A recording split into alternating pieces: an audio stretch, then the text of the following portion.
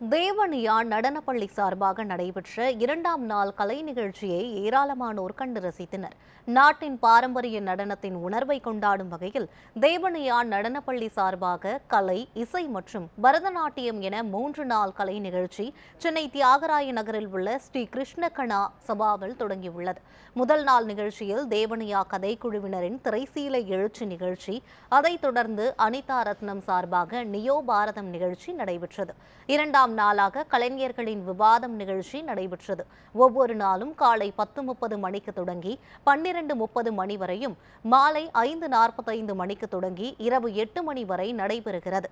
இதனை காண வருவோருக்கு காலை நேரங்களில் இலவசமாகவும், மாலை நேரங்களில் கட்டணம் வசூலிக்கப்பட்டு அனுமதிக்கப்படுகின்றனர்.